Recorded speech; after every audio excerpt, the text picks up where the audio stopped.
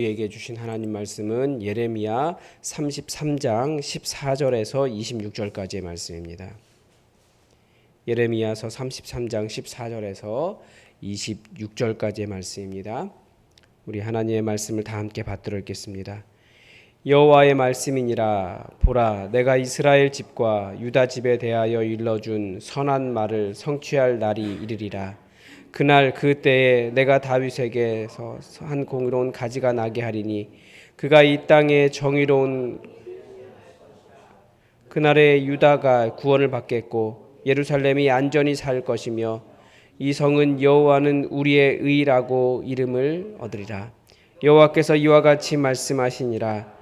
이스라엘 집의 왕위에 앉을 사람이 다윗에게서 영원히 끊어지지 아니할 것이며 내 앞에서 번제를 드리며 소제를 사르며 다른 제사를 항상 드릴 레위 사람 제사장들도 끊어지지 아니하리라 하시니라.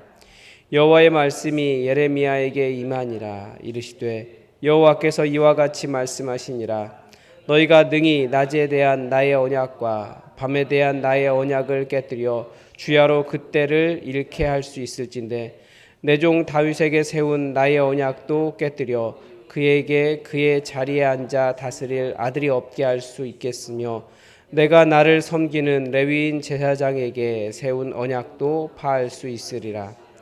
하늘의 만상은 셀 수 없으며 바다의 모래는 측량할 수 없나니 내가 그와 같이 내 종 다윗의 자손과 나를 섬기는 레위인을 번성하게 하리라 하시니라.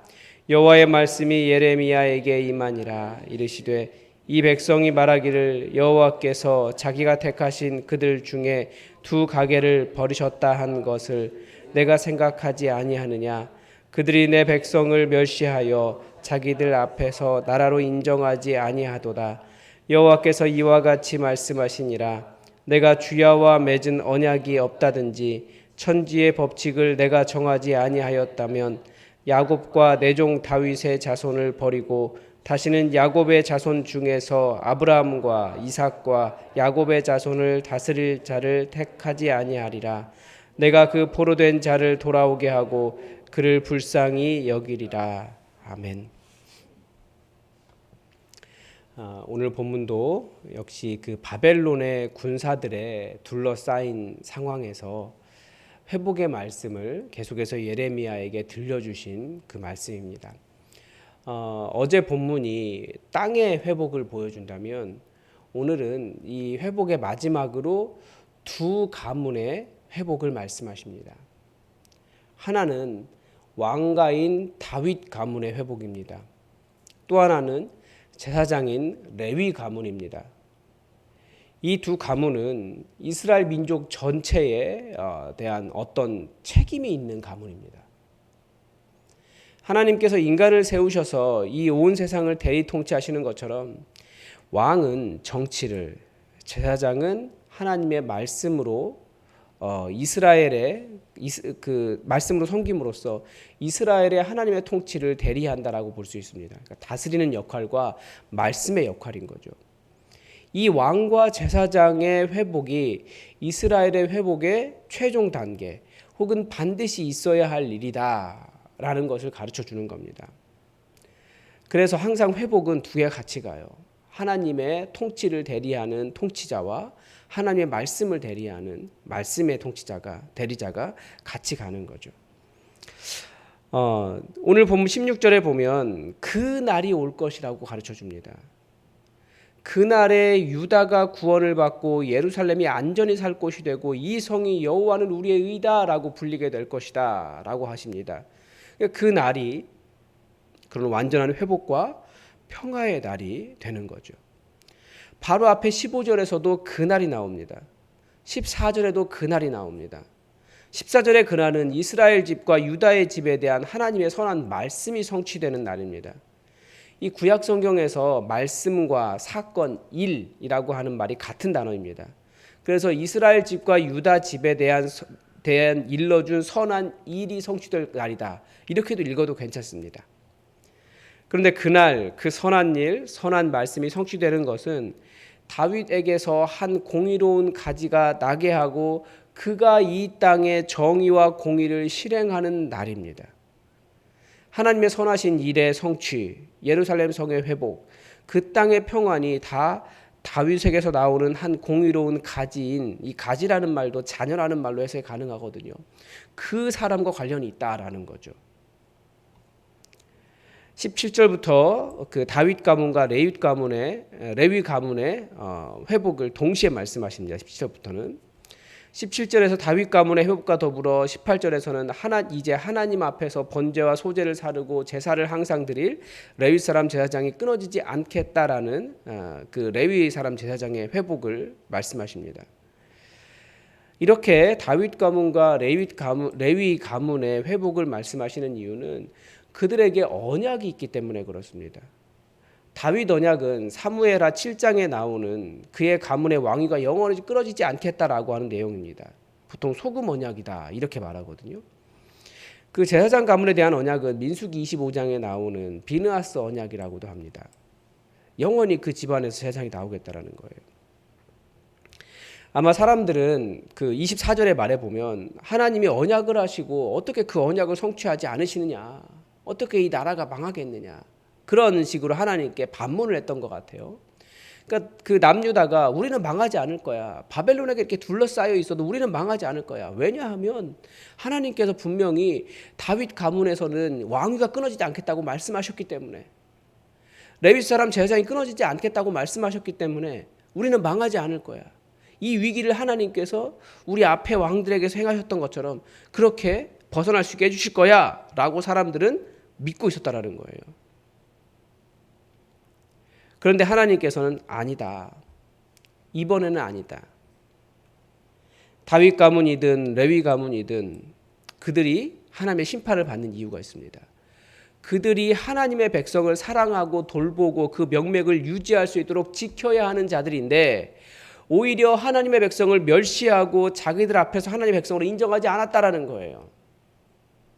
우리는 하나님께 선택받은 사람이니까 더 군림하려고 했다라는 거죠.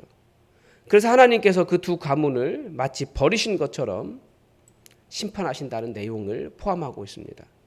그러나 그러함에도 불구하고 분명하게 약속하신 대로 하늘의 만상을 셀 수 없듯이 바다의 모래를 측량할 수 없듯이 다윗 가문과 레위 가문을 번성하게 하시겠고, 낮과 밤의 법칙이 있고 천지의 법칙이 깨어지지 않는 한 반드시 그 두 가문을 내가 다시 일으키겠다라고 하나님은 약속하십니다. 오늘 본문은 참 신학적으로 많은 내용이 들어 있습니다. 먼저 몇 가지만 이야기하면, 먼저 다윗 가문과 레위 가문의 몰락의 원인을 우리가 새겨들어야 합니다. 하나님께서 이 두 가문을 세우신 이유는 내가 선택받은 높은 자들이다, 너네들은 다 나보다 부족한 자들이다라고 다른 사람을 멸시하라고, 자기를 높이라고 부르신 것이 아니라 언약 백성의 그 삶이 지속할 수 있도록 정치와 말씀으로 보존해 주는 자들이라는 거죠.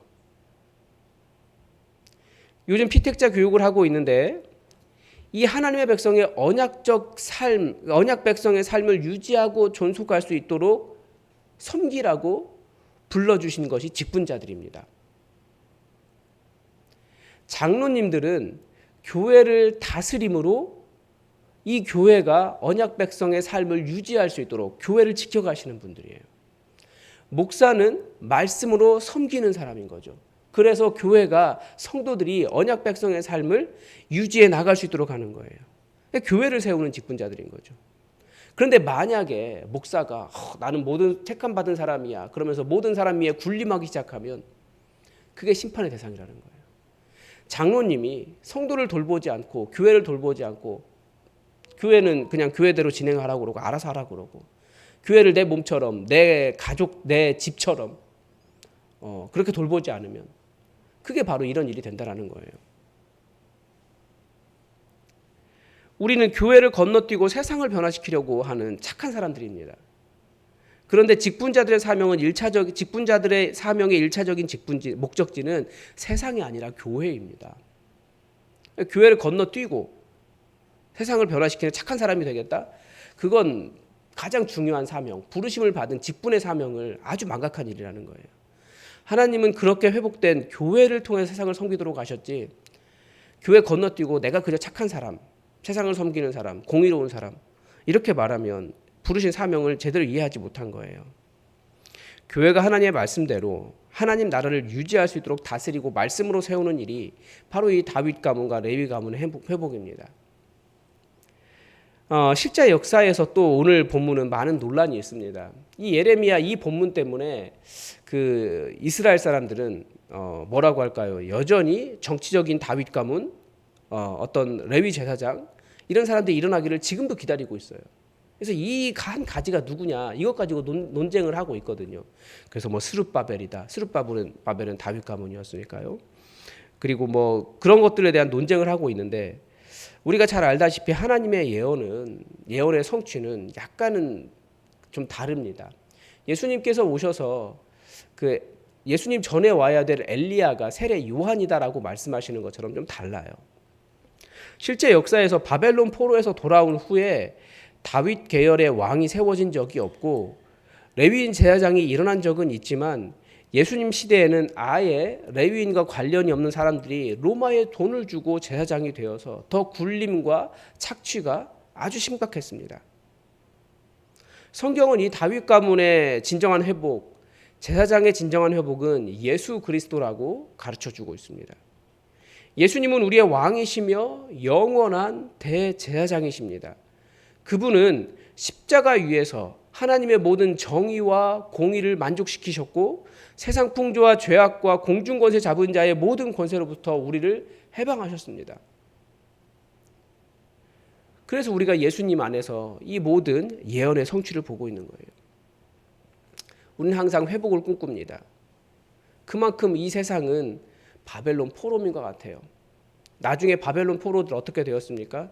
그 땅에서 잘 사는 사람들이 나오기 시작했어요. 70년쯤 지나가니까 그 땅에서 직장도 잡고 결혼도 하고 자녀들도 낳고 나름대로 이제 포로민이 아니라 그 나라 백성으로서 좀 인정받는, 그래서 어떤 사람은 정치 권력에 올라가기도, 높은 자리에 올라가기도 하고 나름대로 잘 살았어요.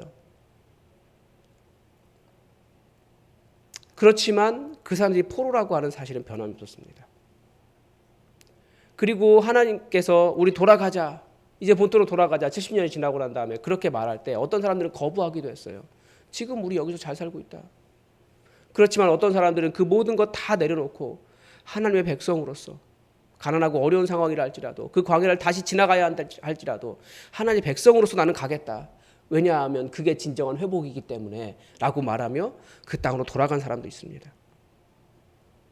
우리도 이 땅에 머물러 있으면서 어느 정도의 자리도 누리고 잘 살고 있고 괜찮은 것 같아요. 그러나 우리의 왕과 제사장 되신 예수님, 그분을 왕으로 모시고 섬기고 그분의 말씀을 듣고 그분의 다스림을 받고 그분께 순종하는 일이 회복되지 않으면 아무리 이 땅에서 잘 산다 할지라도 진정한 회복이라고 말할 수 없다라는 거죠. 이 시대의 민주화는 지도자가 필요하기는 하지만 지도자를 완전히 다른 존재로 바라봅니다. 따르는 존재로 바라보지 않아요. 내가 감시해야 되고 나에게 좋은 것을 주어야 되고 지도자에 대해서 생각하는 것이 좀 다릅니다. 그래서 때로는 예수님마저 그런 식으로 바라보고 있는 것 같아요. 그러나 예수님은 우리의 왕이십니다. 그분이 진정한 제사장입니다. 그분의 말씀으로 회복되고 그분의 통치가 회복될 때 진정한 회복이 일어나는 그 날이다라고 말할 수 있다는 거예요. 여러분, 우리가 예수님을 제대로 나의 왕, 나의 말씀의 주님으로 영접하는 그 날이 매일같이, 그 회복이 매일같이 우리에게 일어나서 진정한 회복이 있기를 바랍니다. 오늘도 하나님의 뜻이 우리에게 이루어지기를 주기도문으로 기도하겠습니다. 하늘에 계신 우리 아버지, 아버지의 이름을 거룩하게 하시며 아버지의 나라가 오게 하시며 아버지의 뜻이 하늘에서와 같이 땅에서도 이루어지게 하소서. 오늘 우리에게 일용할 양식을 주시고 우리가 우리에게 잘못한 사람을 용서하여 준 것 같이 우리 죄를 용서하여 주시고 우리를 시험에 빠지지 않게 하시고 악에서 구하소서. 나라와 권능과 영광이 영원히 아버지의 것입니다. 아멘. 여러분, 우리 나라를 위해서 기도를 부탁을 드립니다. 이렇게 비 피해가 일어나고 비가 많이 오고 어려운데 정말 어려운 사람들을 위한 정책이나 이런 것들이 펼쳐지고 있는지 의심이 됩니다. 여러분 이 나라를 위해서 지도자들을 위해서 기도를 부탁을 드립니다. 그리고 우리 교회를 위해서 계속해서 VIP를 보내달라고 우리 함께 기도해 주시고 우리 자녀들을 위해서 계속 기도해 주시기 바랍니다. 우리 다 함께 기도하겠습니다.